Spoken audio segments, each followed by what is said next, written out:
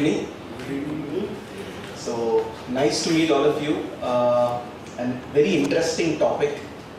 For the first time in a country like India, a legislation to protect data and to govern data privacy is coming. It's one of its kind.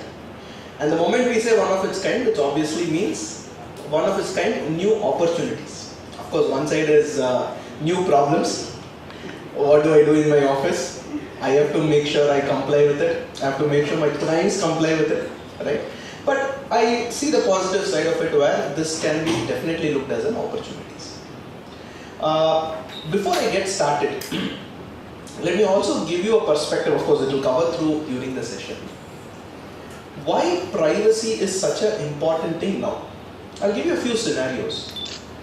Recently, we as chartered accountants have received so many calls from banks saying we will provide you unsecured loans or professional loan.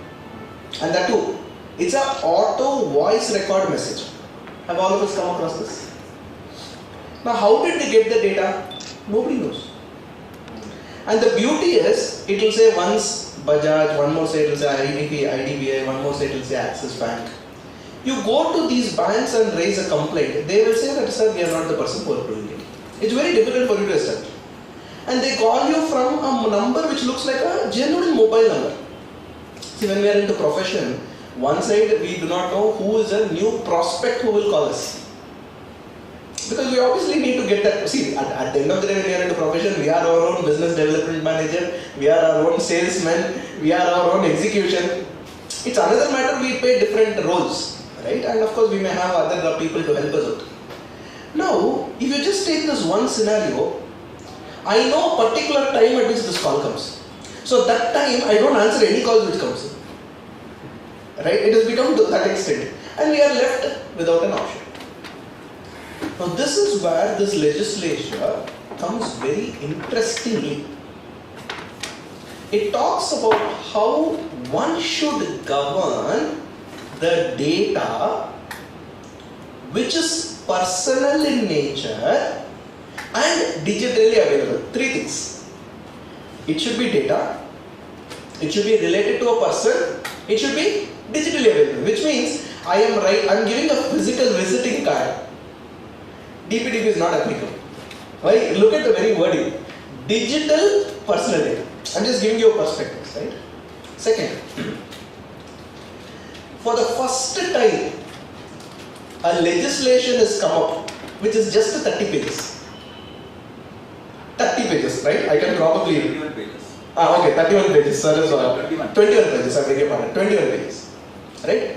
Even if you ignore this first few, whatever text is there and last few schedules, I think it's about 18-19 pages of a small piece of law.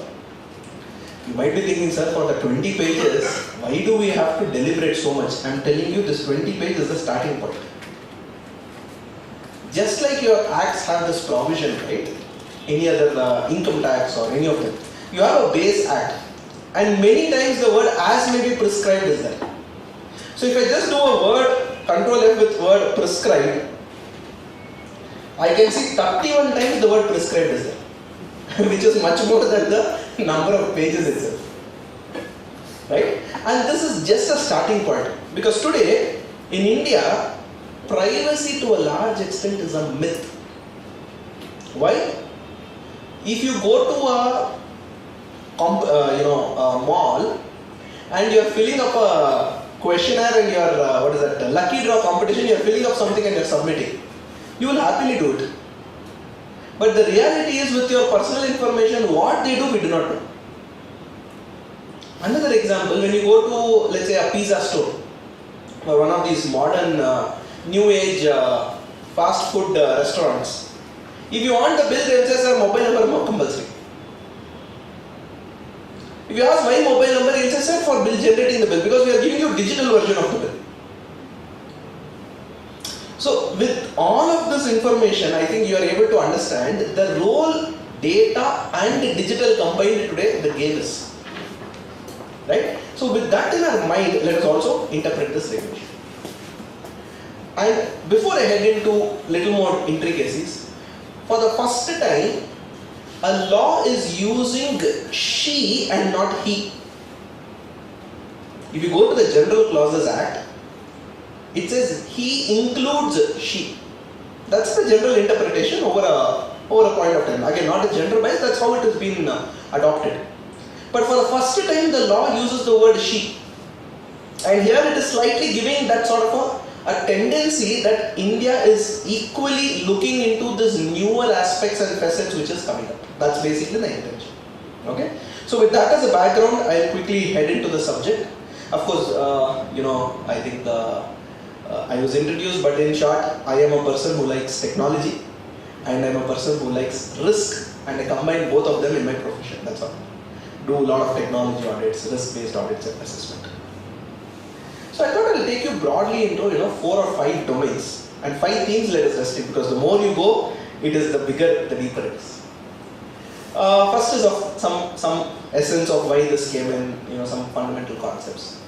Then definitions, which is very important. The same way you would interpret an income tax or a tax law definition, you could probably interpret it, but I'll give you a different dimension and perspectives based on my experience. Then some key provisions, which is basically the gist of the law.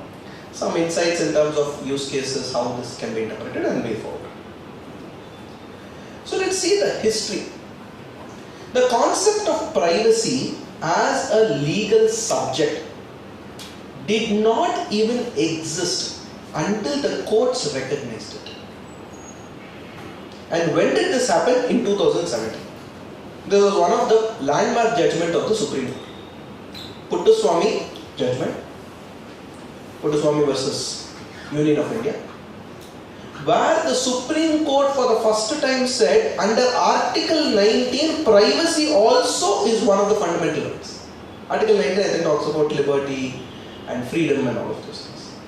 So which means the right to usage of your personal information is a fundamental right. And we all know what is a fundamental right. Anything against that, you can go ahead and file petitions, whatever, with the Supreme Court or the High Court as the case.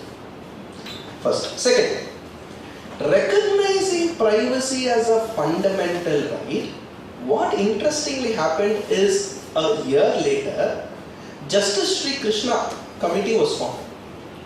Now, this gentleman, with lot of his practical experience and interpretation of various things, brought up a beautiful piece of legislation or a book on the recommendations as to if India was to have a personal law. When I say personal law, I'm talking about the data privacy, right? Because personal law could be other personal laws as well, right? So from a data privacy, he came up with a huge set of recommendations, and that is what you see as the third point, the Personal Data Protection Bill came up. Let us also understand at that point in time when the Personal Data Protection Bill came up, globally what happened was, I think about 2 years back, 2016, a very interesting piece of legislation in Europe was passed. And this, in case you have heard when you are traveling or those things, it is called as the GDPR, General Data Privacy Regulation. Simple. In general, what is my data privacy requirements or regulations as far as Europe is concerned? And here in this context, Europe includes even United Kingdom, because this was prior to Brexit. Now that was a law which got more power compared to the 1995 law. Then you will be asking, sir, what is so important in the 2016 law? The important terminology was the penalty. Penalty was 4 times of your global turnover if you do a violation. The moment people heard penalty, it became a serious business. That's all about it, right? And later on you have heard this Facebook issue, Cambridge Analytica cases. All of these under different courts have been, in the European parliaments and European courts have been tested. Right? So that's the context if you look into a global perspective. But what happened in India is, they came up a Personal Data Protection Bill 2018, 2019 and 2021. Just like our earlier GST, we had so many versions, right? And then finally it took effect. right? Similarly, their personality kept on having some changes, alterations. But between 21 and 22, one major change happened. And the word digital was added, which meant that, boss, it is impossible for me to control personal data, therefore I might as well have a legislation to collect only digital. That is one. Second, the abuse in a digital is way higher than an abuse in a personal form, in a physical form. Because today, if I have something, I'll take a simple example, emails. If you provide your email ID, if you go to your own Gmail, majority of you would be having a Gmail ID. If you go to your Gmail, there will be the categorization, primary, then you have what is that, updates, and then you have 100% only called promotion. You would not even have subscribed, but still you will get it. Forget that, you create a new Gmail ID now. Within next 3 days you will get one promotion alert, or you have not even used it for anywhere else. Because that is the very nature in which something happens. How they got the email ID, we will not get into those level of details. Which means, the abuse from a digital perspective is way higher, and the benefits which they can obtain also is way higher.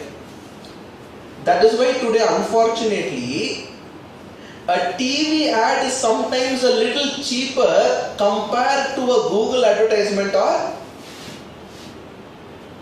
a Facebook advertisement.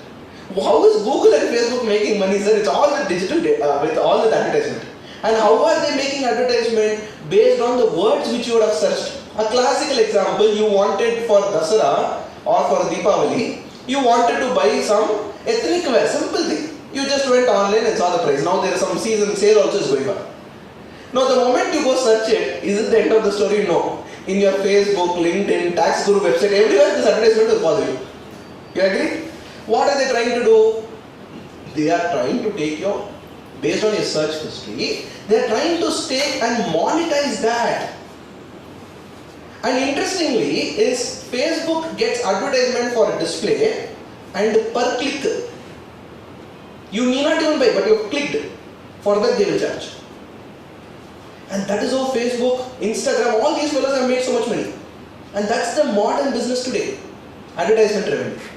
Right? In between this, there are so many intermediates. That's a different story. Probably in some other day we'll discuss. Right? When it comes to these newer businesses. That means the abuse and the reach of digital personal data is way higher. You might be asking, sir, does Facebook, who's sitting in US, get to know that I am sitting in Kamakshi Palya or Kalas Palya and have searched for a shoe? They will get to know that somebody with this IP address has searched for the shoe. They will not know it is Mr. Alexander or Mr. Romeo or Juliet or Mr. Madhav or Mr. Rishikesh, whatever name. I hope you are able to get that. Right? So that is the context we will have to keep in our mind, and that is when in 22 it came up as a digital personal data.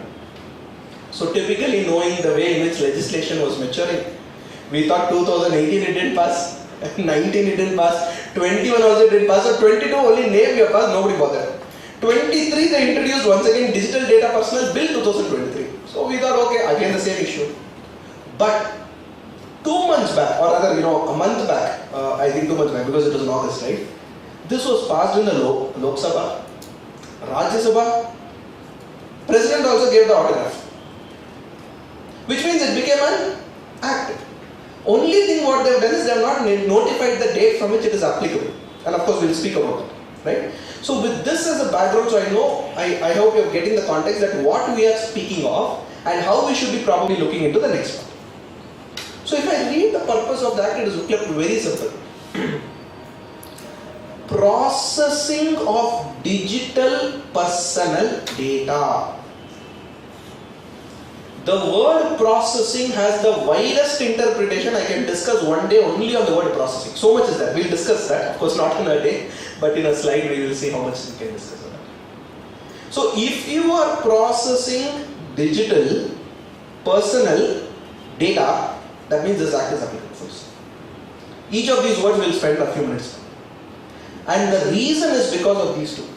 A, the right of the individual to protect their personal data, which means if you are sharing your information to a pizza delivery company or a Swiggy, Instagram, whatever, what is it, Instamart or whatever, you have a right to protect your data.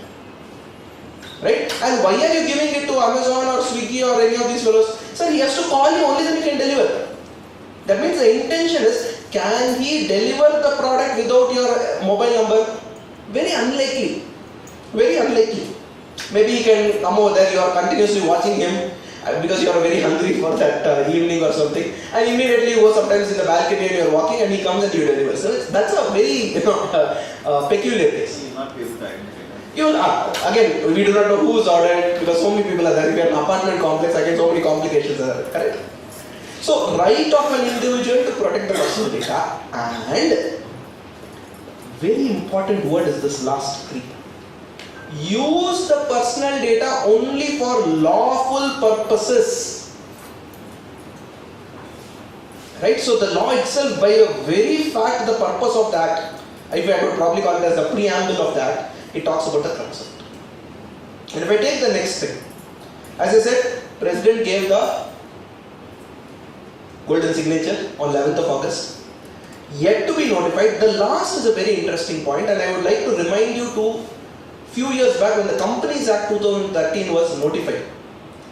One part of the Companies Act was notified, other parts of the Companies Act were not notified, if you recollect it.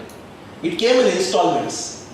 And at one point of time we had to interpret 1956 Act as well as 2023 Act. It became a very complicated affair, but we didn't have an option. It was a very short term. Unfortunately here, or rather fortunately, we don't have an equivalent legislation. One very important thing. Many of them say, sir, we don't have a data privacy law in India. I would not agree. We do not have a formalized and a codified law, which is agreeable. Why? Because there is information technology sensitive protection of data rules 2011 to a limited extent that acts like a personal data law in India as of now. Right? So keep that in mind.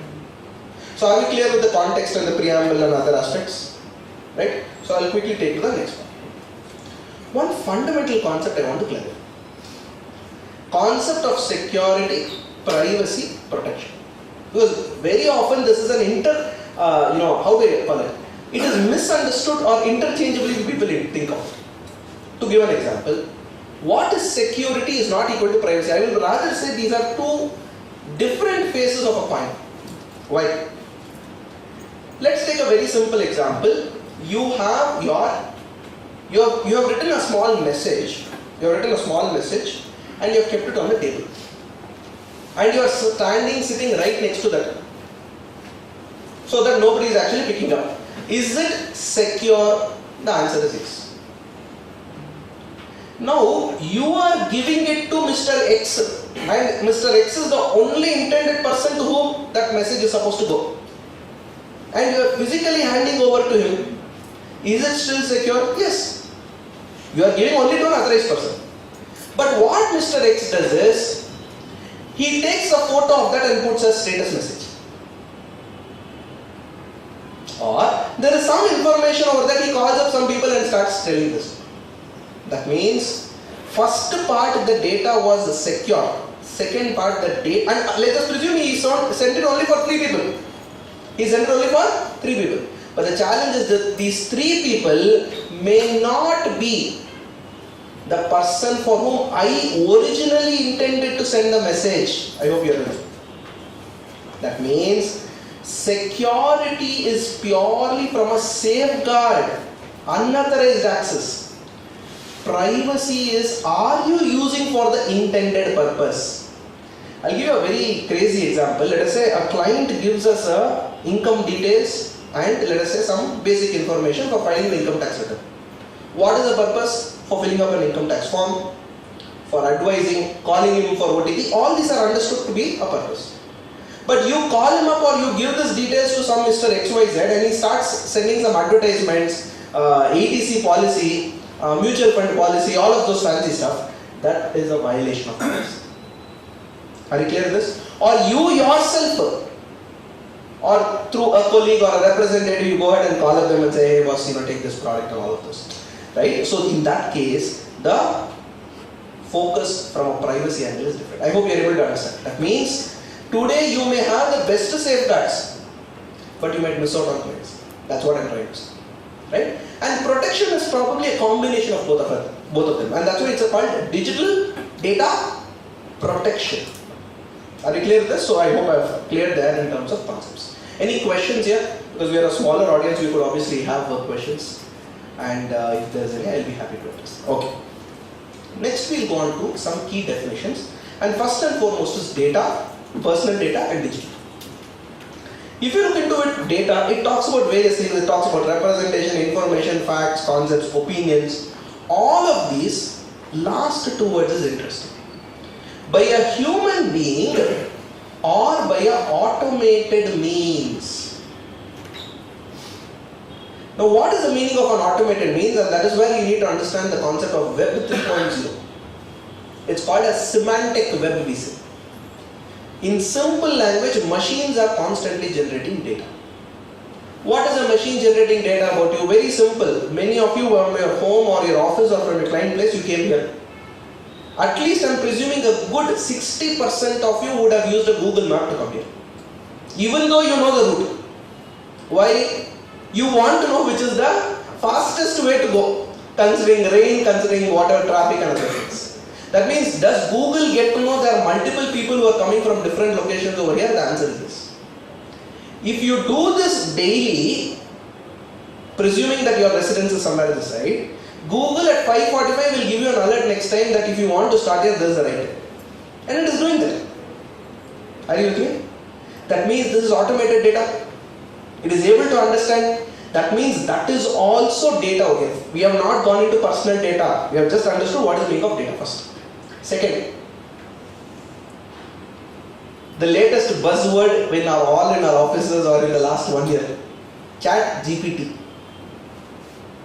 You inform something to Chat GPT, it gives you some write-up, something it gives you, sir. Useful or not useful, secondary. It is automated data that also falls within the meaning of data. I hope you clear. So image, opinion, view, anything and everything can become a data. A news coverage also is data.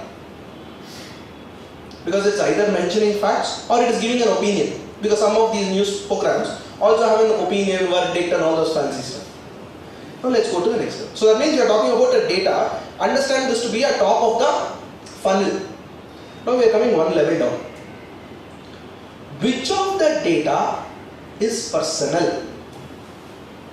And the wordings they use is means any data about an individual who is identifiable by or in relation to such data. That means by reading that I should be able to identify who that person is, or in relationship of 2 or 3 data variables I should be able to identify. This is a beautiful way in which they have articulated, and I like this definition. Let us say you write a message or share a post or something, you say, I met one of the tallest actors in Bollywood. I am telling you, I met one of the tallest actors in Bollywood. What would your answer be? Most likely Amitabh Bachchan. That means you have not revealed the name of the person, but you are revealing certain attributes based on which you are able to identify who that person is. Personal data. Example 2. I met the oldest person in India. Whatever. Or I met a person who is 100 years plus and still practices yoga. I think there was one gentleman who received a Padma Shri. Right? Padma Shri or Padma, I think Padma Shri. He received a Padma Award. So I think you'll be able to correlate it. Right? Reverse. I met a person via probably Insta, or rather I'll put it this way. I am a garment manufacturer or a shoe manufacturer, and I got to know that somebody in Bangalore within the radius of Vasantanagar at 6 p.m. always requires a travel from there to here. That is also personal data. Right? And this is what is machine generated, and this is what is available as Instagram advertisements or LinkedIn advertisements, Google AdWords, whatever fancy name you call it. And in case you have not tried Google AdWords or Instagram AdWords or anything, just go fill up the form. Don't even try. Don't even go to payment page. Just assuming you are just selling one shoe or some product, just fill up the details. Try. It will say which location do you want to market. What is the radius at which you want to market, right? And you try this, and I am giving you examples. This is such a dynamic that if you go to a different state, you will get that particular region's real estate advertisements. I'm telling you, 100%. If you are in if you are in Bangalore, and you are, let's say, getting some Facebook advertisements of some properties, a couple of days later, let us say you go to either Mysore or you go somewhere in Hyderabad. Immediately you will not get it, sir. Maybe in a day or two, you will get advertisements over there of Hyderabad, because that is that level of dynamic, right? So I hope I was able to address what is the meaning of a personal data. The important word to note is individual, which means, carefully understand, the word person under the data protection or the DPDP is equivalent to the income tax definition of person. What is it? Individual, HUF, partnership firm, LLP, company, artificial juridical person. All of these people are treated as personal. But the word personal data only speaks of. That means if I am having in my database some company's details, I am having an email ID support@abc.com. It is not a person. You are able to understand that? Support@hp.com. It's not a person. Giridhar@hp.com. Person. Clear? Right? Come to the digital data. It means only such personal data which is in digital form. And a classical example, if you go to a new client place for the first time, I'm not talking about a small SME, maybe a reasonably large size client, they will have a receptionist and they will say, sir, please enter in the visitor book. Why so much? You go to some of these GST offices also, they say, sir, please enter in the list. Now you are giving your name, mobile number and other details there. Obviously there is a question, how will he use the data? By the way, there are companies who just come in these places, take photographs of that and go. They want data, no? Right? So now you are giving information, digital, no, physical. So therefore the scope of this law will not be there. Alternatively, the same scenario you are giving in a, automated app. You go to a place, you are supposed to fill up some form, you enter the details, right? And it sends you an OTP. Yes, the law will be there. Are you clear with this? Few keywords which I have spent some good amount of time. Next. 3 very important definitions in the law. First is the word principle. Whosoever personal data you are processing, that person is called as a principal. Simple. Whosoever personal data you are processing, that person is called as a principal. Example, I am a chartered accountant. For the income tax filing purpose, I am taking some details from my client. My client in this example is the principal. In case of Europe and rest of the world, they use that word called data subject. In India, on purpose, they use the word principal because of the next word, which is fiduciary. Whosoever is obtaining the data and deciding the means and purpose of such processing is a fiduciary. To give an example, you are registering for the first time with Swiggy or Instamart, whatever. Your data will always be, you are in this context data principal. Swiggy or Instamart will in this context be fiduciary. The reason, globally this is called as controller. Globally this word is called controller, and globally they use the word data subject. In India, on purpose they use a different wording, fiduciary and principal. Why? Because they wanted to tie up with the law of agency.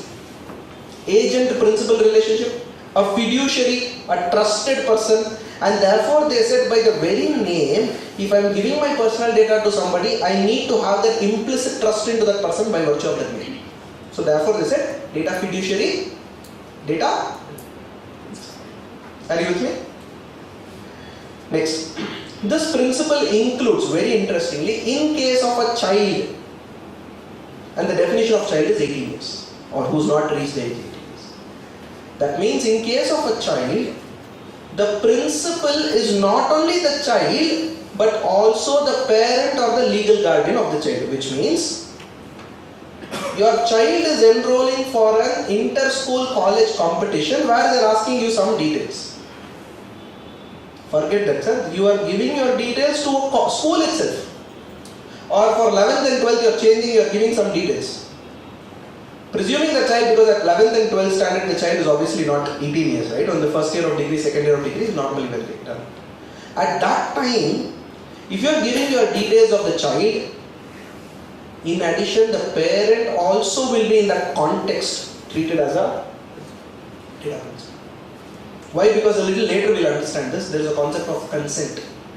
And consent of the child may not be relevant, rather consent of the parent will be relevant.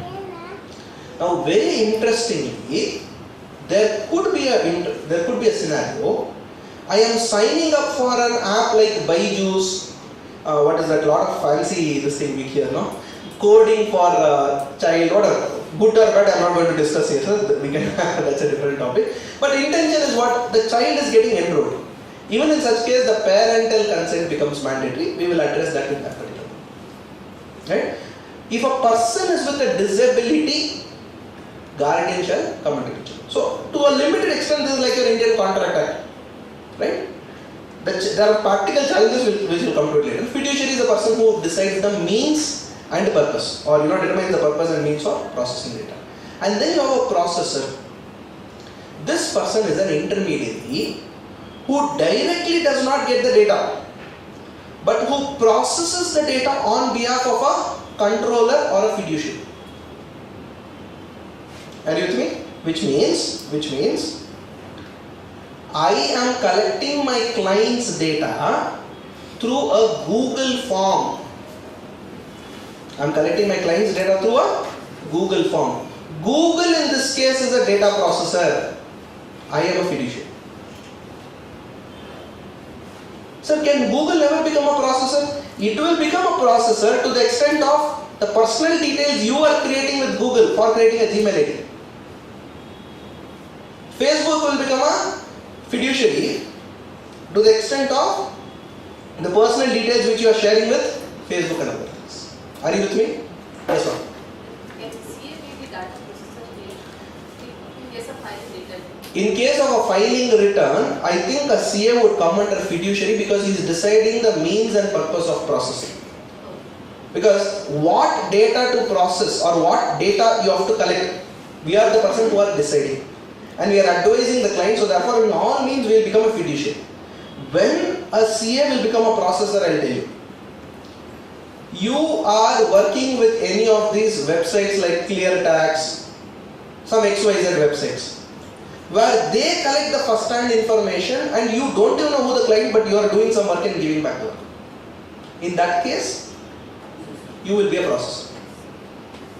Are you clear? And when I say CA, it could be in any tax auditor, consultant, whatever. I hope that is clear. Right? And let's take another example of an insurance company. You are taking an insurance policy for obviously health, whatever it is. So the person who is taking the policy is, in simple language, the policy holder I will call as the principal.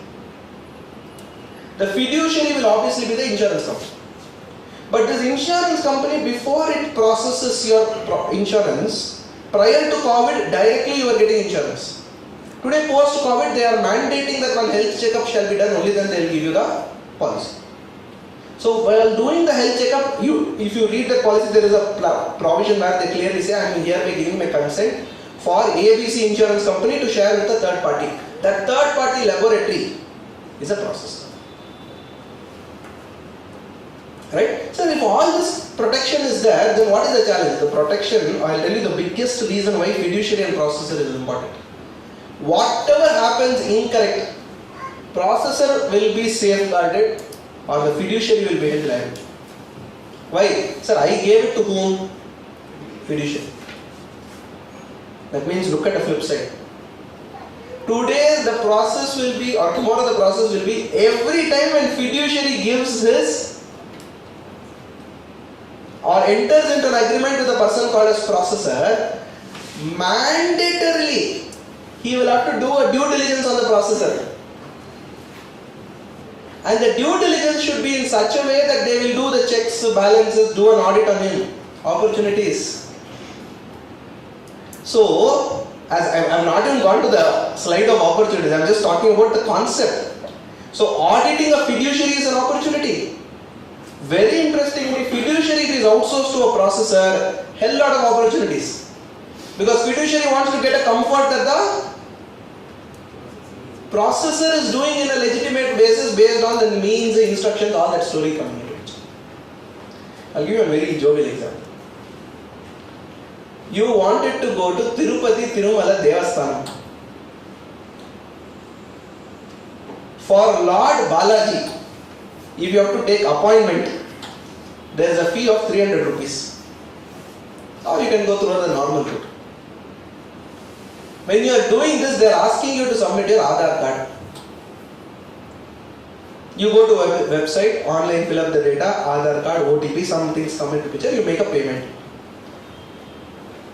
Now in this case, is data protection law applicable to Lord Balaji? You got my question? It will be applicable to Lord Balaji. The answer is yes. As much as Income Tax Act is applicable to Lord Balaji. It is another matter, it may come under donation, exemption, whatever, those things. Right? Artificial juridical person is also a person, and any person processing personal data, DPDP is applicable. In this context, personal data, who is Lord Balaji processing the personal data of you and me? Whoever he is giving appointment, that person. Are you clear with this? So in this context, you can interpret who are these people. Are all of us clear? Of course, when I say Lord Balaji, in this case I am referring to the TTD trust, because it's an artificial data. Now, what is the meaning of personal data? This is a very generic slide, and interestingly, examples are not given with reference to personal data in the law. And one interesting piece of legislation, in many laws you will not find this, you will find illustrations inbuilt within the law itself. The law which I was talking of, if I search for the word illustrations, can you notice this? The law itself has illustrations different. And this is how many? It is given about 11 to 12 illustrations. A very interesting piece of legislation, that is why I keep on saying. They have defeated or they have tried to circumvent the normal ways in which a legislation is formed. And as I told, it's a 21-page law. The word prescribed itself is used 31 times. So you can imagine what we can expect in the days to come. Now these are all a few examples of personal data. First name, last name, middle name, email address, home address, phone number, photograph, date of birth, bank account. I think all of us will be able to understand. Credit card number, national ID number, a social security number. In India we do not have a social security number. Aadhaar is not a social security number. Let me clarify that. Aadhaar is only a means to verify a person. Right? Next, tax ID number, which could be probably a PAN card or whatever. Passport, vehicle registration number. I'll give you a very interesting use case how Google was spotted. What happened was, all of you have seen Google Street View? You are going and searching one place today on the Google map. You will find one 360 degree, one small arrow mark like this, something like let's presume 2 semicircles. You click on that, you can actually see the street. Sitting from home, you can see the street which have been recorded maybe 6 months, 1 year back. You zoom in that, you can also, some of these houses you can see maybe a name board, maybe you can see a car. What had happened was, when Google launched the Street View, they went ahead and mentioned this. Without their knowledge, they had already captured the car vehicle numbers. One fellow, what he wanted to do? He wanted to play a game with this. Anyway, Street View had car numbers. So he used to go to Street View, choose the car number, search in some public repository. He used to get all the details, try to reach out to the person for selling a car insurance policy. Google was fine. And that's why today if you see your Street View, all your car numbers will be masked. Try it out. You can search your own house. Of course, if you're in an apartment, it's difficult. Search for some other houses in general. Right? Even the names and other things. Why I'm bringing this is because of this vehicle plate number also is the same. Right? Next, employee ID. You might be saying, sir, I have only employee ID. How is it a personal? Can I identify a person with the help of employee ID? Reasonably, yes. For example, if I say my employee ID is 5595, that's all you know. You have no clue about what it is. I agree, you cannot identify. But please understand, personal data is also read contextually. I have an ID card of some company and then I have this number. Or I say, boss, I work in the tallest building in Bangalore. I am an IT company which is in the topmost floor. You are giving an indication. Right? In that case, personal data, please bear with me. Okay? Next, IP address. Very interesting.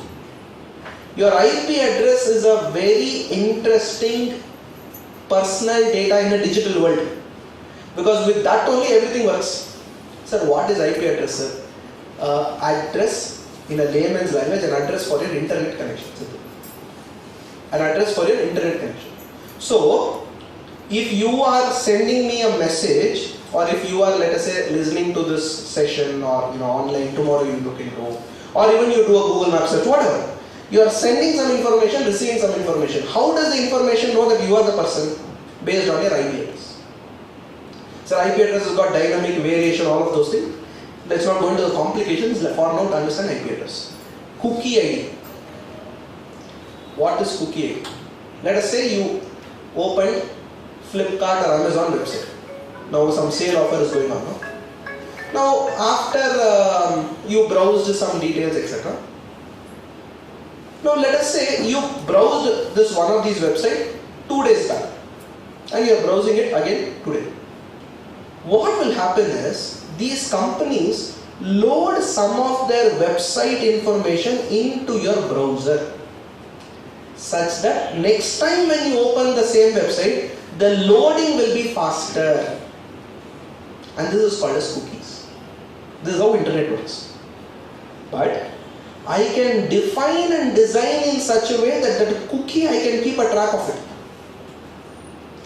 And that is the means through which they get to know that you are the person who is searching for the footwear, you are the person who is searching for a mobile phone. And whenever you browse any other website, this advertisement follows. Cookie ID. Location data, I think needless to say. Handwriting. Sir, again handwriting, how will you identify today? Probably handwriting, we have forgotten handwriting only. The only time I think we think of handwriting is a check. Or whenever you have to do the signature. Right?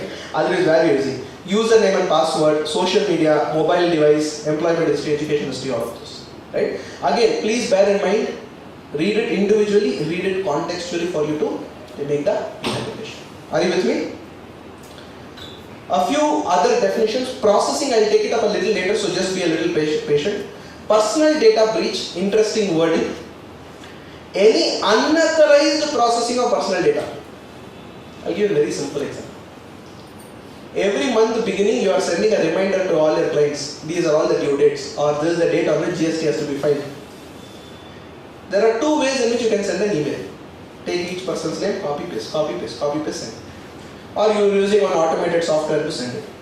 Or the easiest method, copy all the email IDs, put it into 2CC BCC. If you are putting the person's name into all the email IDs, or CC, you are putting all the email IDs, can I say, I can get to know to whose all email ID the other person sent? It is a personal data breach. Why? I am using your email ID in an unauthorized manner. How? By me mentioning the email ID in 2 or CC, others are getting to know who is this email ID. And some of the times we will have some clients reply to all also them. Right? It becomes a complicated thing. So, personal data breach, accidental disclosure, acquisition, sharing, use, alteration, destruction, anything impacting confidentiality, integrity, treated as a personal data breach. I think definition of child we already looked into. Processing, I said, I'll come back to. Purpose of processing is nothing but in contract law, you have read this word called consensus ad idem, which means without consensus, without consideration or any of those things, right? The contract is not said to be valid, with some exceptions. That means both the parties have something binding them. Here, the fiduciary and the data principal.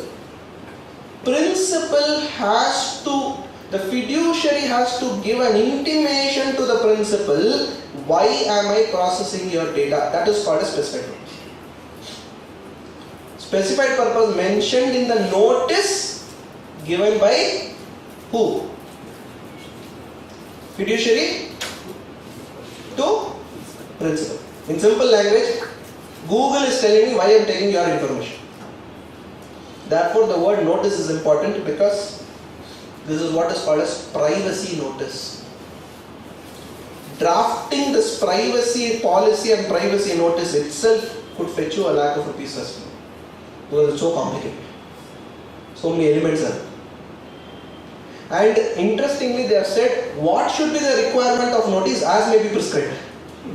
So you have to wait for the law to come out. Very interesting word is called consent manager. Again, I will revisit this. And last is significant data fiduciary. Again, in specific context, I will make a mention of it. Only SDF I will mention. We all understood who is a fiduciary, who decides the means and purpose. Now, I can be a fiduciary, you can be a fiduciary, ICA can be a fiduciary, everybody can be a fiduciary. That means, sir, everybody is collecting data. So, if an attack happens on this fellow, an attack happens on this fellow, shall it be interpreted the similar manner? The answer is no. A bigger player may have a larger impact compared to a smaller player. And that is where the word SDF comes into picture. Significant data fiduciary means such class of data fiduciaries which the government will notify based on the following patterns or following parameters. The volume, the risk, impact, the risk and all of those things. In general, I would say whosoever is processing very heavy volume of personal data, I would believe they would come within this ambit of significant data fiduciary. And very important, every significant data fiduciary has to appoint a data protection officer and has to have a data auditor, another professional opportunity. Sir, what is there, sir? SDF will only be banks and insurance companies. No, sir, wait for the definition. There will be a large chunk of people who will get covered with this.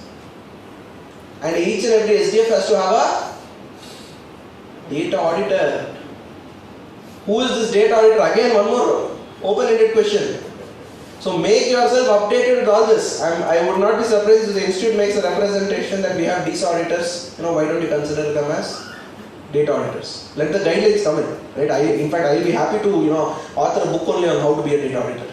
Right? Let that come through, right? Because we are talking about in very interesting times. Board, just like a SEBI board, the data protection board, don't want to spend too much time on this. All of us are clear with this? Any questions at this point in time? I know I've taken almost a good 45 minutes just to discuss the definition and this thing, but I hope you found it useful, will be able to connect the dots.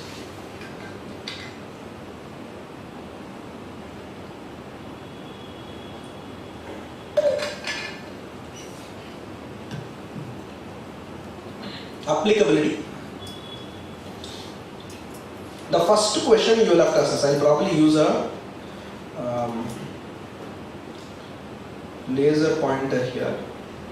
Is this visible? No. First and foremost, are you processing digital personal data or personal digital data? If the answer is no, forget it. This law is not applicable, don't even go. If the answer is yes, so we go upwards. Are you processing it in India? That means first question is what? You are dealing with digital personal and you are processing in India, directly applicable, no other questions. So two extremes. Your process, first question is, are you processing digital personal data? If the answer is no, end of the story. If the answer is yes, check whether you are doing it in India. Okay. That means 100% yes. So we thought two scenarios. Now come to the median scenarios. You are processing digital personal data, but it is not processing in India. That means it is processed outside India. Agree? When it is processed outside India, is it for offering or services in relation to something of a data principle in India? And this is where extraterritorial jurisdiction comes into picture. To give an example, Google, hypothetically presume, is not even registered in India. It's not the case. Let's presume. Or WhatsApp was not registered in India for a long point in time, until the ministry wrote a mail saying, wrote to the SEM saying, if you don't register, we will ban WhatsApp in India. Right? This happened many years back. They set up it. So if you are talking about TikTok, that short dance platform, Byte Dance or something like that, no? Some company. That company, whatever that Instagram video, all those fancy stuff, they are assuming they are not even registered in India, but they are processing personal data. Therefore, the DPDP is applicable for them. And this is why I like this extraterritorial jurisdiction. The answer is simple, sir. You are processing the personal data of people who are residing in India. For services you are rendering here in India.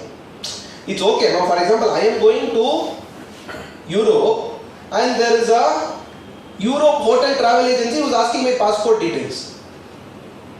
He is processing my data, but not for services rendered over here, for services rendered in Europe.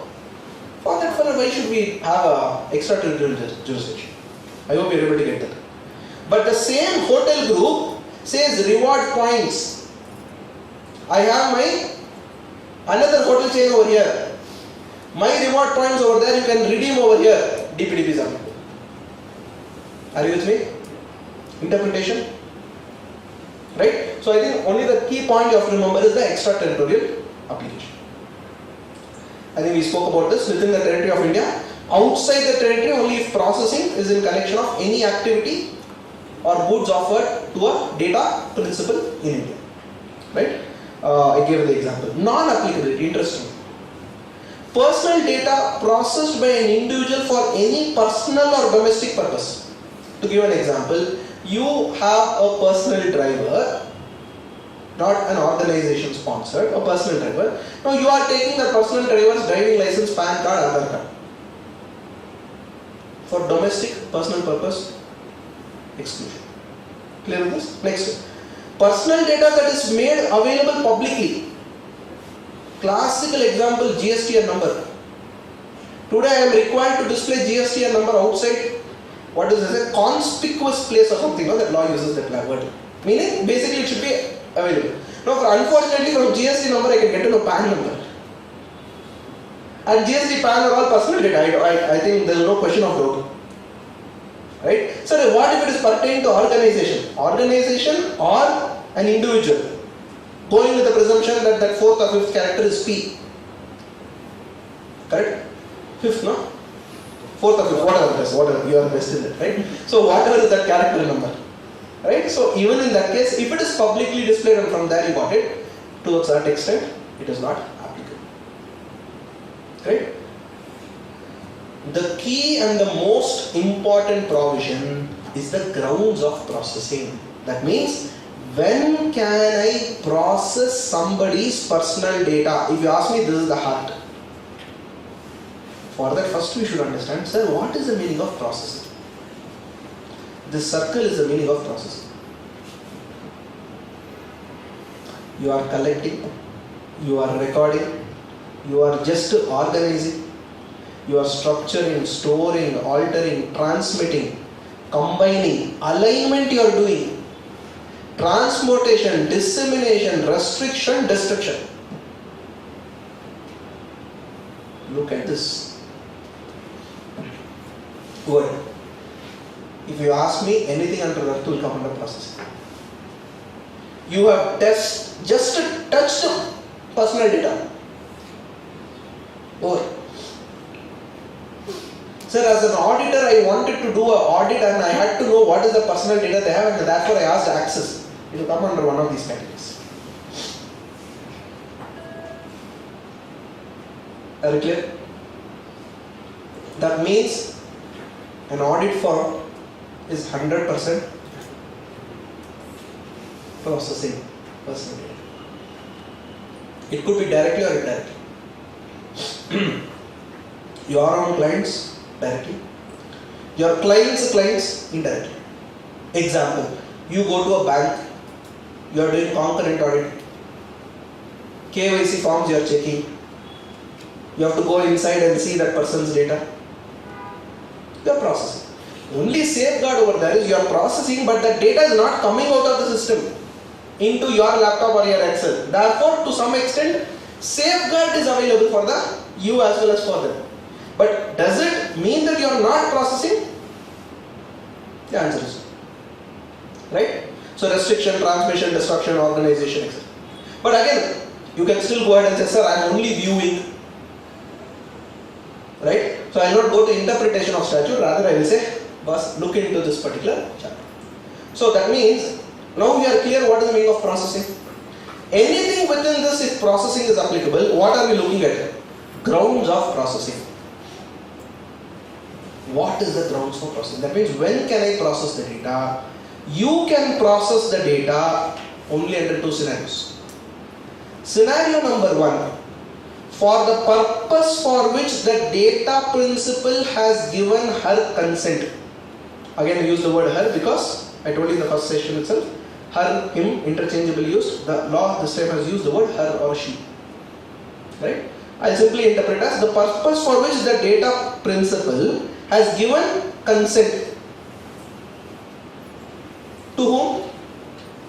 To the fiduciary office. Or for legitimate uses. Two scenarios. First scenario, consent.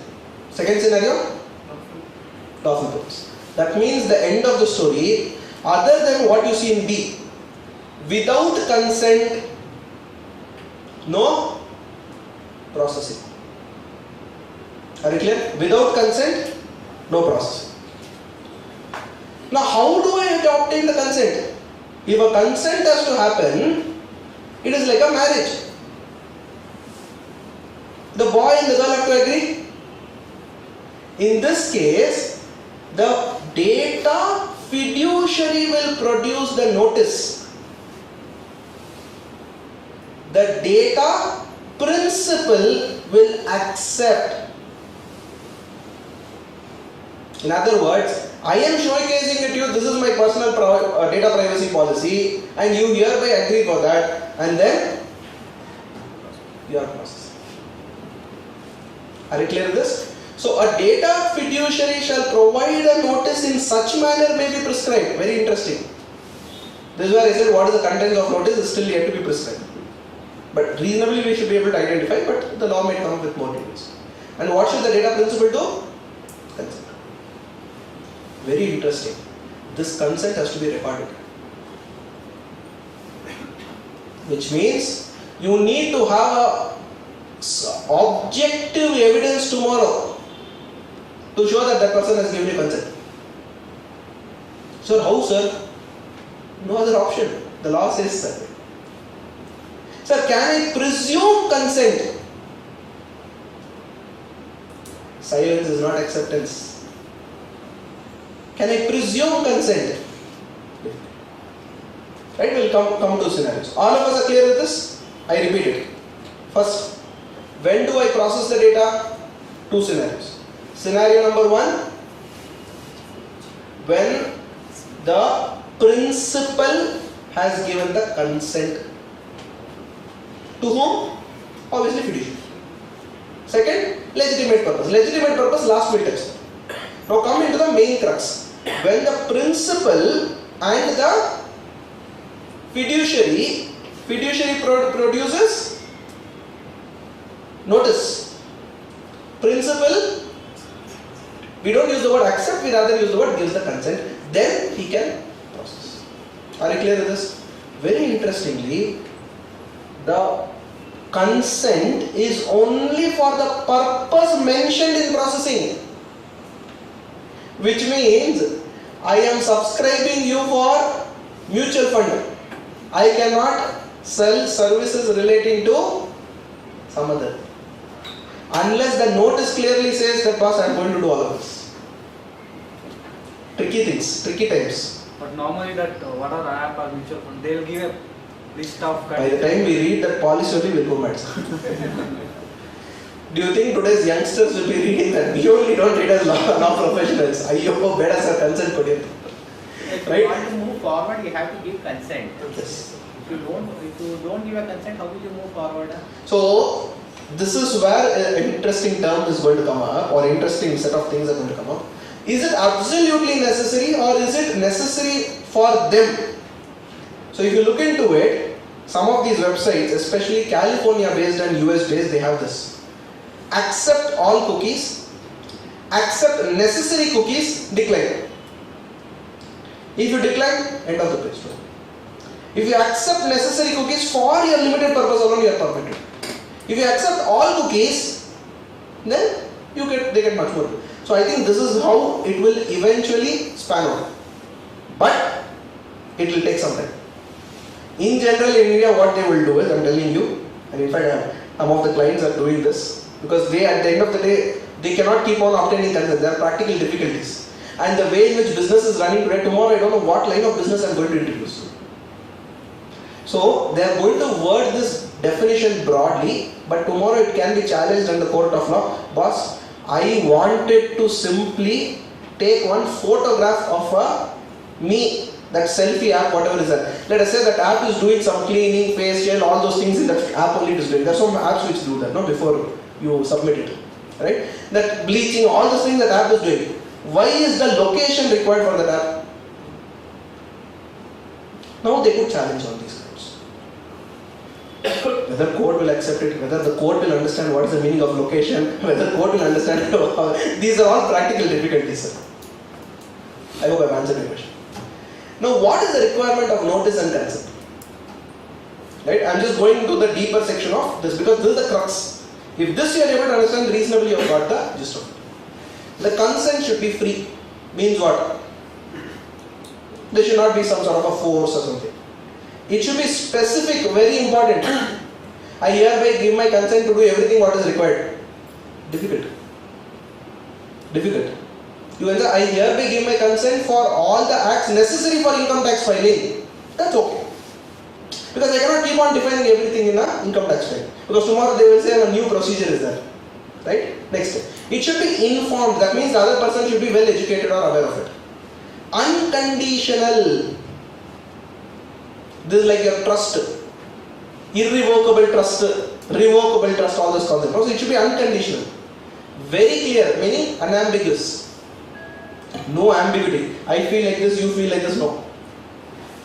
Clear affirmative action. Very important is this word. Means what, sir? I have to put a tick mark. Some of these websites you will see, by default the tick mark will be there. That is not acceptable. Right? Signify an agreement to process the data. That means there should be an indication that here, boss, I actually am agreeing for it. Now you can imagine how the notice should be drafted. You should factor all of these points. Now the notice should have these additional information. First, details about the personal data that is to be collected. What is the personal data of yours which I will collect? Let's take a CA office itself. What personal data will collect? Income tax login credentials, bank account details, mobile phone, PAN, Aadhaar, driving license. I don't see a relevance. Right? Unless we are processing digital signature for which we require an alternate proof, that's a different scenario. Passport may not be relevant unless he is a non-resident, because you have to calculate the number of days of stay and all those things. So don't blindly think one data is not necessary. Right? So you could articulate it that way and then create your privacy. Sorry, sir? Then KYC is required. Then KYC maybe it is required, yes. Again I said income tax filing versus DIN KYC. Now you are a firm which does only income tax filing, or the client might say, sir, my ROC and other things somebody else is doing, only income tax you take care. Purpose limitation. Right? Okay. Next, the purpose for which such data is processed: income tax processing, GST return, applying refund, whatever. Rights of the data principle should be there. That means what are the rights that that person has against the fiduciary? Right for redressal, right for questioning, right for erasure, all of those. Manner in which a data principal can make a complaint to the board. Should you have any issues, you can complain to so and so. Like in your Air Suvidha app, if you have heard. There is a mechanism where, or even in flights, they make an announcement at the time of landing. In case you have any issues, etc., you want to raise a complaint to someone. Clear? This is another interesting point. The option to access the contents of the notice should be in all possible languages or any language in the 8th schedule. I think about 20-25 languages are there in the 8th schedule. So you could have the different languages also. Right? Let me tell you, this is a very interesting point because lot of desi and regional content, there is opportunity here. If you see earlier, a phone was available only in English. It was then available in French. Now today almost all languages are available. You can go through the settings and just make them and you will find them. Simple examples, you look at the auto cab drivers, sir. When you give the OTP, you will find that either Kannada is there, Tamil is there, Telugu is there, depending on which region you are. Right? Correct? Similar notice, interesting. What if I already have the personal data? I already have personal data, I am already processing. In that case, what do? You should give a notice as reasonably practical as so as the law comes into picture. Should they mandatorily give a consent? That is why the law is a little open-ended. Your job is to give a notice. If they are not given a consent, doesn't matter, you can still continue processing unless they do a reversal. They hereby reject it. Boss, don't process my personal data. That's a different story. One more point, remember, this consent obligation, you have to read it along with the data rights, along with sector-specific regulations. For example, now let us say that a client gave you income tax return or company KYC director, some details you collected, you filed it. Now you are filed with the ROC. Now the client says, no longer I am going to be your client, I am moving out to a different auditor for various reasons. Okay. Now he says, give me all my data back. Delete all my data in your systems. Can you do it? Difficult. Why? We have a code of ethics and a professional standard which requires us to preserve data for 8 years and 10 years as the case may be. So that law will prevail over the data privacy because it's a general purpose, that's a specific law. Likewise, a bank, I performed a transaction, I told the bank, delete all my data. Not possible. Why? Prevention of Money Laundering Act.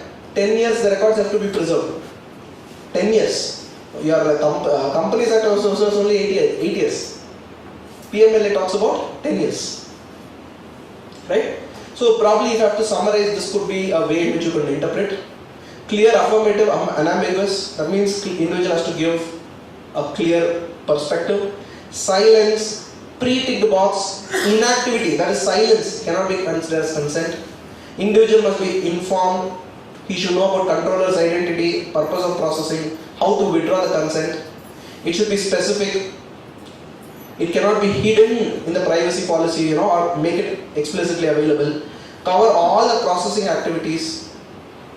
There should be, if there are more than one purpose, then separate consent for each of them.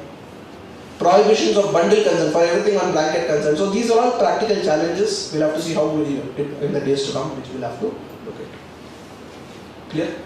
Happy to take a couple of questions, if any. So when we say the data is being processed in India, see, we have this server set up of the Amazon or the Google's outside India as well. Okay. And we say the region of processing is US. So does this come even then? But the person operating the system would be sitting in India. The multiple scenarios.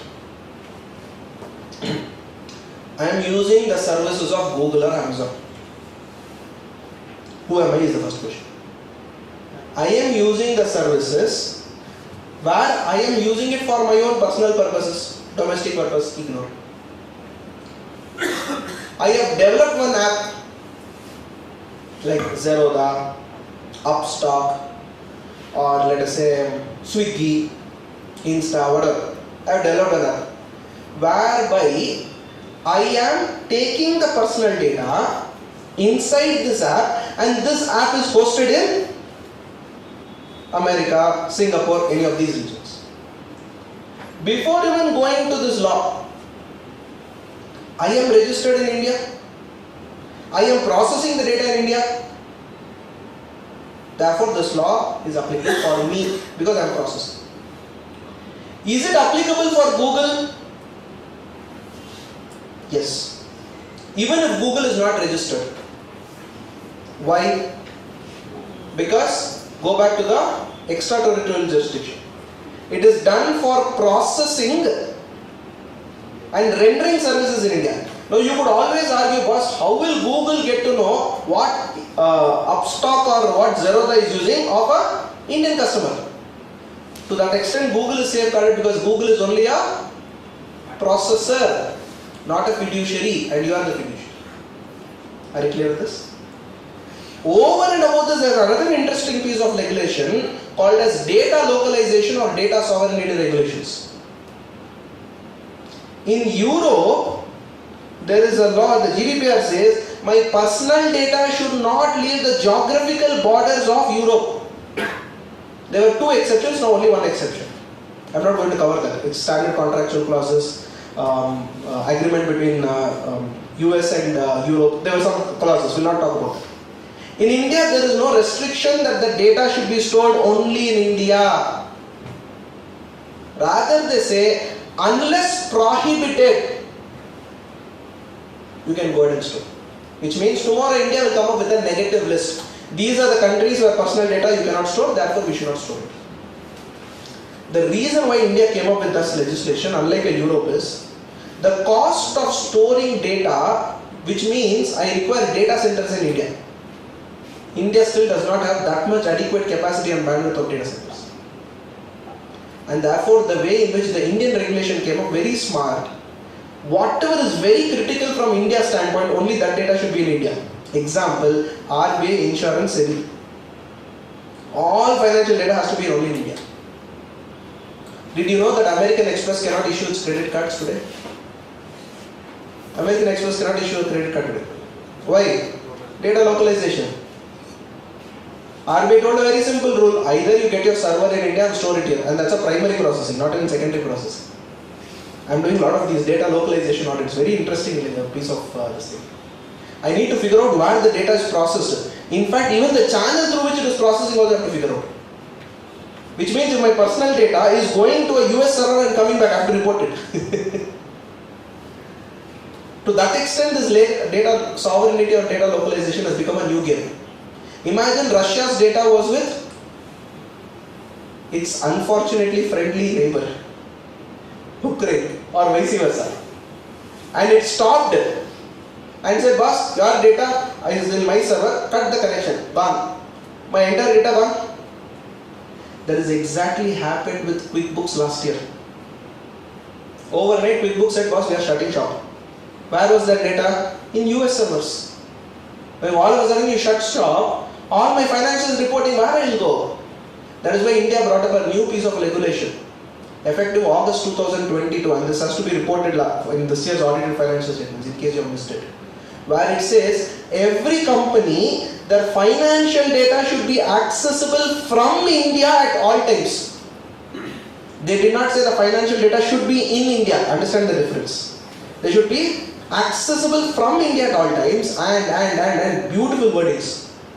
The backup of this data has to be taken daily, and it has to be stored only in India. So even if you are not able to access the financial statements, doesn't matter, I have the backup. Sir, once in a year I do backup. Daily backup mandatory. Sir, I am doing accounting for so many companies. Sir, please check whether you are doing backup, sir. If you are not taking backup, it is a non-compliance. Look at the way we are heading into. Not taking a backup, probably you may have to go to qualify your report. Of course, I'm just giving a very hypothetical scenario. You may not qualify your report, but you will definitely give as a emphasis of matter or qualified opinion to that extent. Clear, sir? So the law is very simple.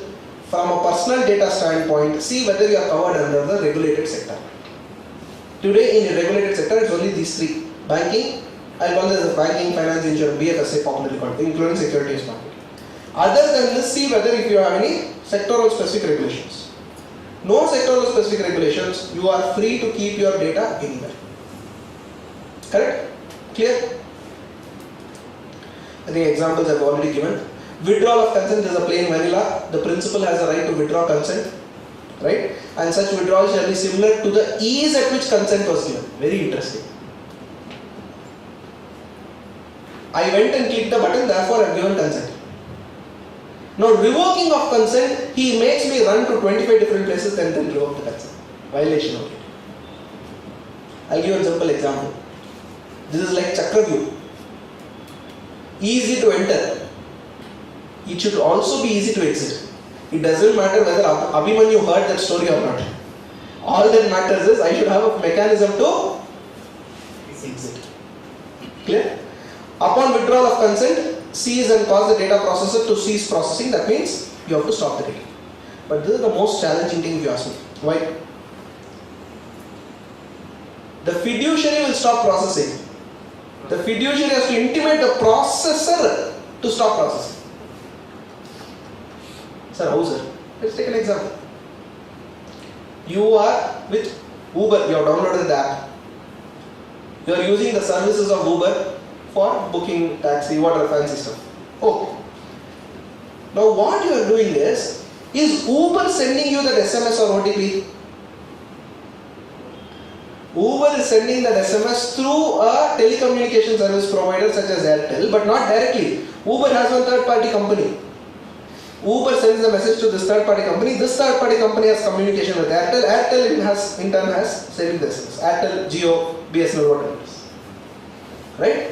Now, you have withdrawn the consent to Uber. It is Uber's responsibility that this app also deletes all the information or withdraws the consent. Right? So interesting set of things. Of course, regulatory requires you to retain it, then you have to retain. For example, Telecom Regulatory Authority of India requires this SMS data to be retained for 10 years. Or 2 years, sorry, I'm sorry, 2 years I think. In that case, you have to retain it for 2 years. Next comes an interesting case. Other than consent, we spoke about some scenarios. Legitimate uses. First, voluntary provided personal data by the principal. The principal itself says, sir, you please take this, you please take this, you please take this. Then you are permitted to process. Because it is voluntarily provided. To a limited extent, this can be a safeguard. In all your agreements, you write that, I voluntarily provide this data. If assuming that is mentioned between the principal and the fiduciary, you can go ahead and process it. Second, data principal has not indicated does not consent. That means he is not explicitly said no. Right? In that case, you can legitimate purpose you can process.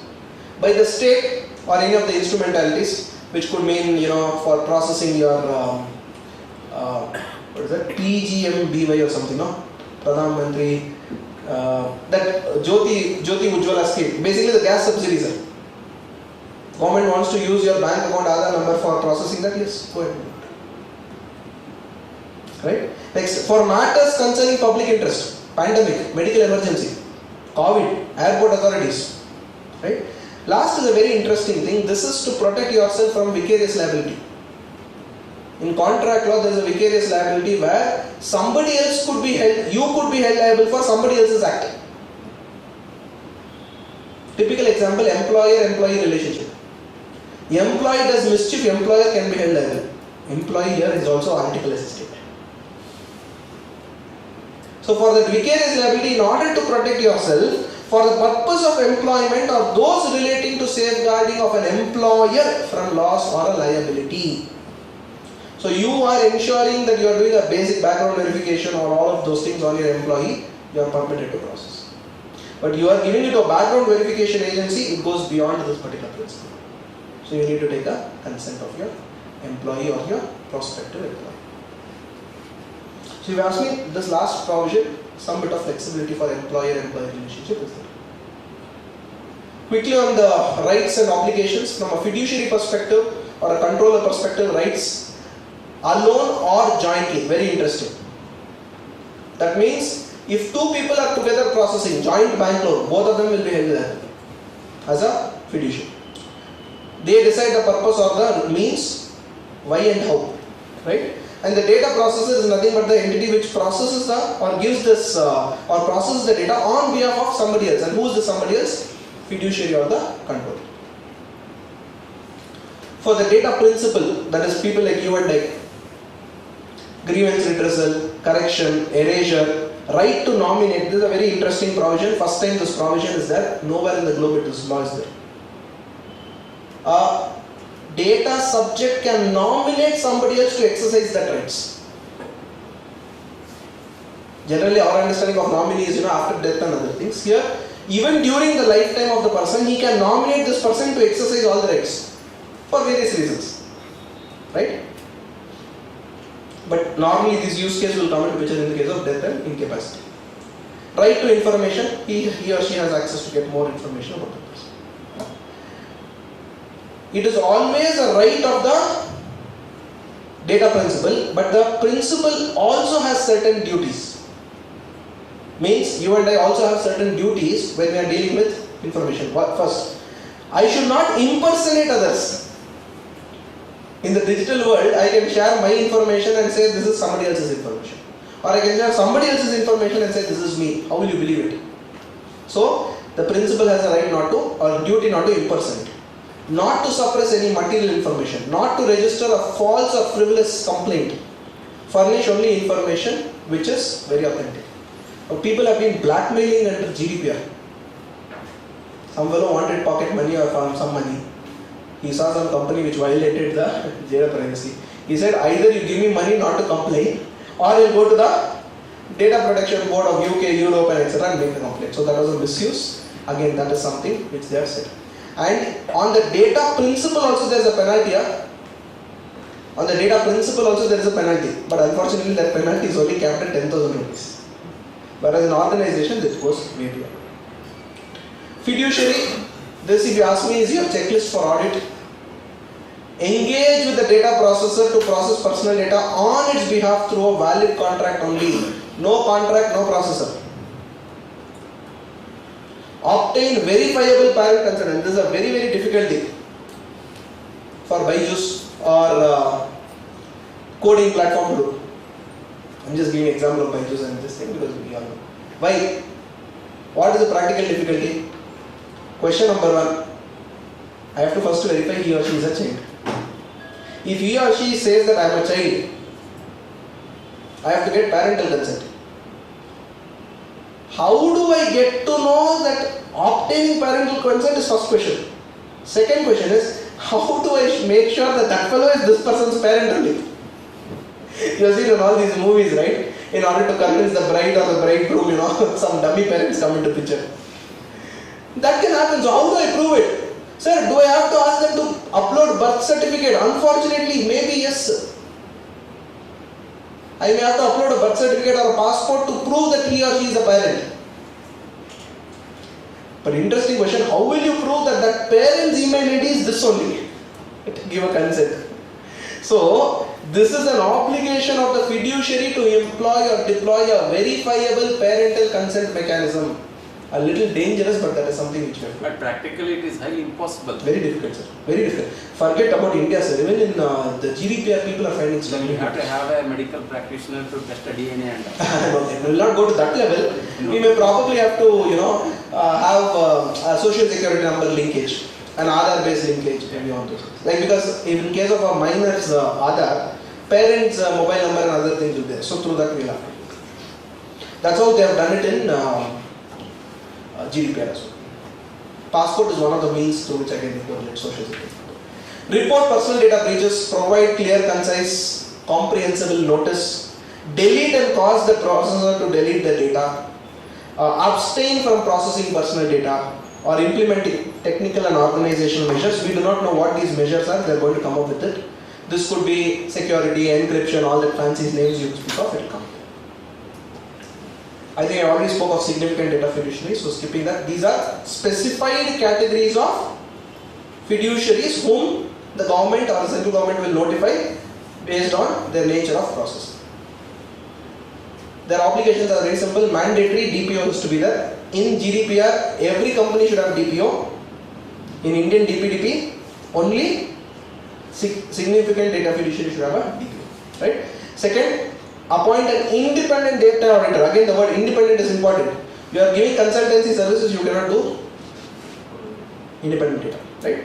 And periodically you need to do this DPIA. That's another interesting thing. DPA talks about how privacy information you are capturing, protecting, assessment of that. There are a lot of templates online, but in general it should comprise of this process of processing, the purpose, the means, disclosure, all of those.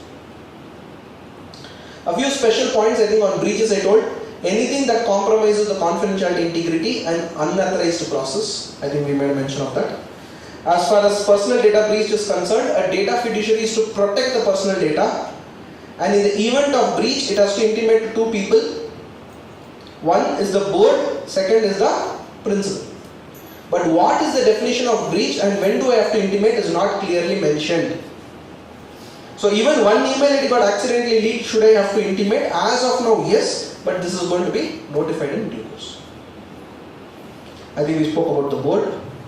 Retention of personal data, interesting. How long can I retain the personal data? It is based upon consent and agreement. So if you feel that you as a regulator you need to have it for 8 years, then mention in the agreement so that you don't have any confusion. Or if you have received a withdrawal request, then immediately you have to delete unless there is a larger obligation, right? Whichever is earlier based on the law enforcement. Cross-border transfer, I think I already shared this. Unless it is prohibited, absolutely fine to what? Go ahead and keep your personal data in any other countries other than prohibited countries. This is a new role, just like how you have this KYC intermediaries. If you do KYC with this one person, that KYC details can be shared with all other players. This happens in the stock market, not in the banking market. Similarly, consent manager is going to come into picture. The consent, I have given my consent to this consent manager. Through the consent manager, overall consent is managed. So this is an interesting new line of service which might come. But again, he might become accountable to the data principal. Who is the data principal? You and I. He has to be accountable to us, right? So there are companies who are actually coming up. OneTrust is a very popular company in I think Australia or Europe. They are based off interesting provisions. In case of disability and children, the provision is very simple. The legal guardian or the parent shall be responsible for it. As far as penalties are concerned, in some cases it goes as high as 250 crores, right? 200, 250, 150 crores, whatever different scenarios they have given, right? Cross-referring to sections and other things. But summary is, the penalties is fairly high compared to any other legislation in India. And the intention is also very clear. Some insights, maybe my second last section or penultimate section. On employers, what could be the implication? I think I've already clarified this. Employer is permitted to process the personal data. No problem. However, he shall use it only from a employment obligation protection mechanism. If I am going beyond that, I am sorry, you may have to take a consent. Right? So that is something which you will have to be a little careful about. And how do I do it? The best way is in the contractual agreement itself, enter it. And if you feel, sir, I am already having so many employees, how do I do that? I am having so many articles, no problem. Online one template you create, ask the person to click accept with their email ID or Gmail ID, whatever is there. On companies which are new age companies, all these artificial intelligence, all these fancy stuff, right? As long as they are processing anonymized data, no problem. What is anonymized data? I am processing data, but I cannot identify whose data that is. Now, many of these startups who are into data science, they are doing it in healthcare.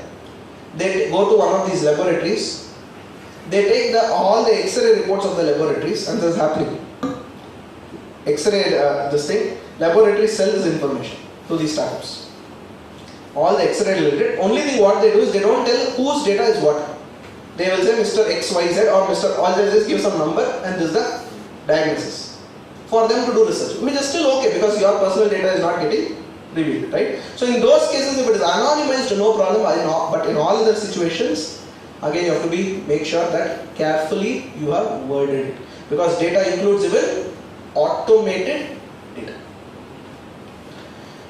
This again from a global practice perspective may not be relevant here because we are not GDPR practitioners, but in case you have done companies who have done the same, just give you a few insights. The DPDP is only on digital, whereas GDPR does not apply on it's not restricted to digital. Only even in paper form you are collecting information, GDPR will be applicable, right? Penalties exceed 20 million or 4%. Here it is about 250 crore. Minor age definition varies. Here it's very clear, it's 18 years only.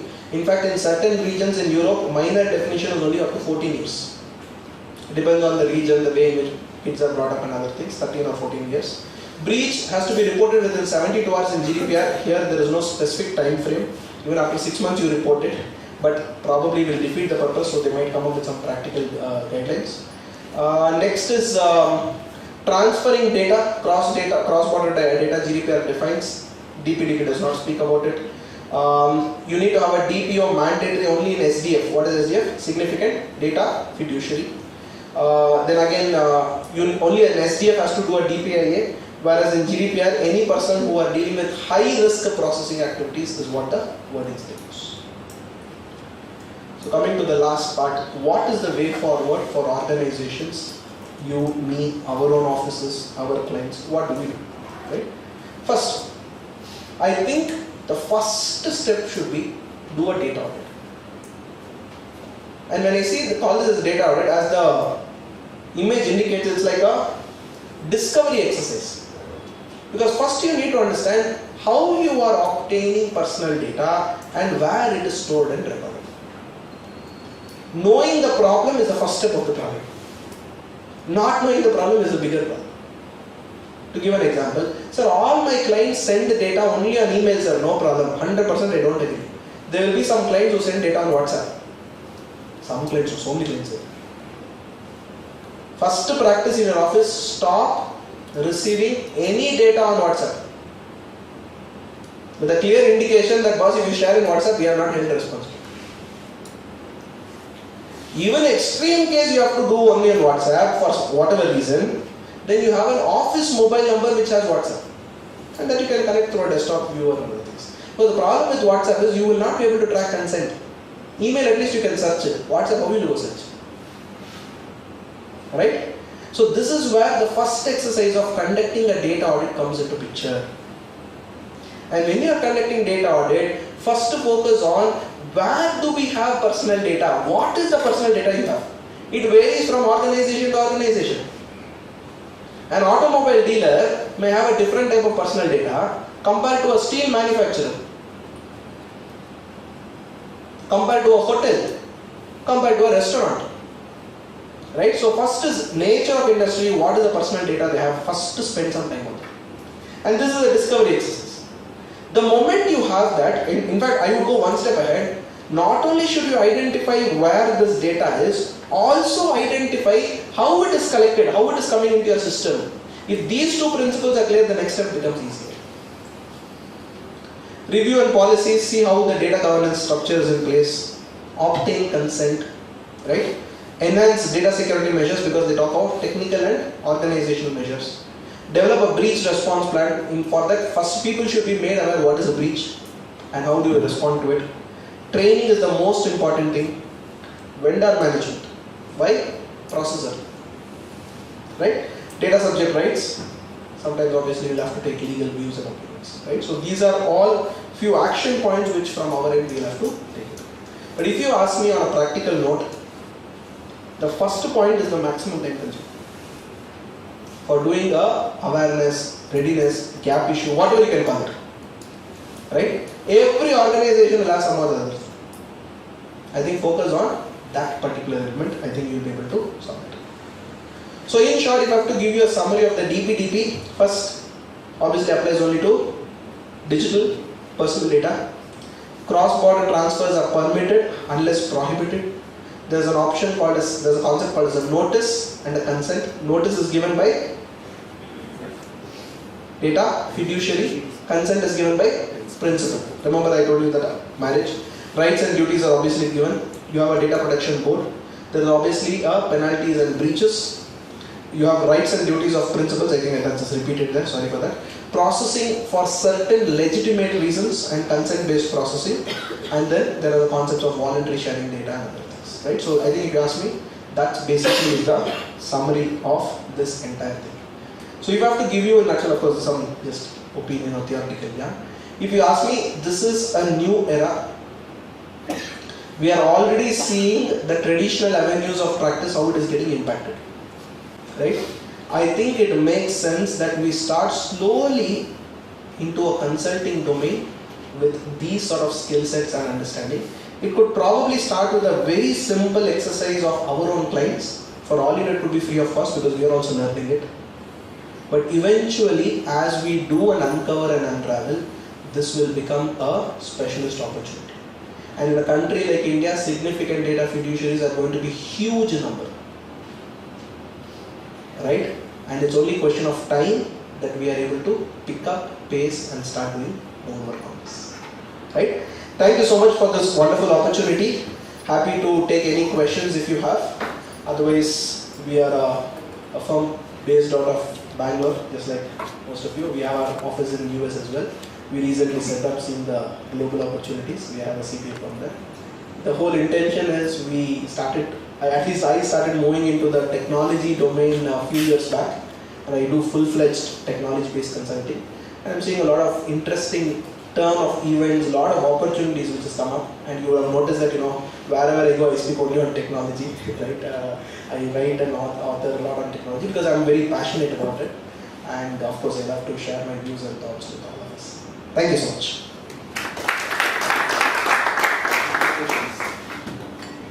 I have a question. Yes sir, please. Members have signed the attendance by the exam and done. We collected the data online. When signing, when other few numbers are seen, is it a data breach? Interesting question.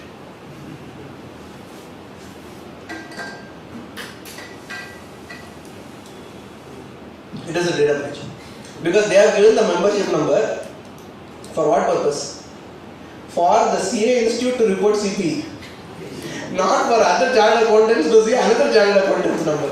So maybe what we should do, right, as Sir rightly pointed out, maybe you should, for the purpose of that limited printing, you may want to mask or do something with that. I will have to figure that out. Because you will have to correlate that with this, right? This is where principles of anonymization, pseudonymization come into picture. How to relate the first person and second person details. Ballot boxes. So I think we should, while registering CP also we should get consent. Yeah, consent becomes mandatory, unfortunately. Wherever you go, put to consent, sir. If we are utilizing clouds now, everybody, biggest organization, now the cloud provider is not processing data. He's just giving you the facility, and all the data is being uploaded in the cloud. So, and the additional question is, how does the cloud, as I understand, they have server all over the world, right? And you do not know where it is being processed. Wherever the space is empty, wherever the bandwidth is there, the thing can process. So how the data localization work in those cases? Okay. First question, processing definition, please look into it. Even if I am storing the data on a cloud or a Gmail, it is considered as processing. Right? So for a cloud service provider, DPDP will always be applicable. It is just that he may not be held directly liable. Why?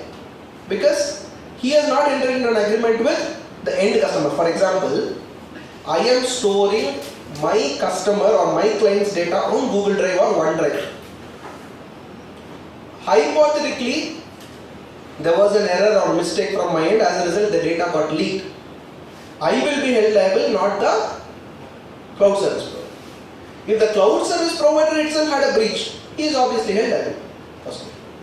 Second, the principle of data localization, how it is going to come into picture, this is where your terms and conditions becomes very important. The way most of these players work is, if you are having @Gmail, @Outlook, @Hotmail, by default, it goes to the US servers where the cost of processing is cheap. For a free consumer, you cannot decide too many things. If you want these sort of data localization and servers within India, etc., you need to be a paid subscriber and you need to go ahead with a domain name. In case of email, I can just give it, right? You need to have a domain name, and while subscribing or purchasing, you have to insist that the server has to be in India. That is possible. Especially when you are having S3 bucket or Google Drive or Google Workspace storage. In simple language, a server. Sir, what is cloud, sir? In a very, very simple language, let us say our own chapter has one 10 terabyte hard disk and tells all our chapter members, sir, we have got 10 terabyte hard disk. I will give you half a GB free for all of you. Or I will give you half a GB on a subscription basis, 100 rupees you pay per month. And all of us are accessing our chapter server and only I can access it. Nobody else can access it. This is a cloud.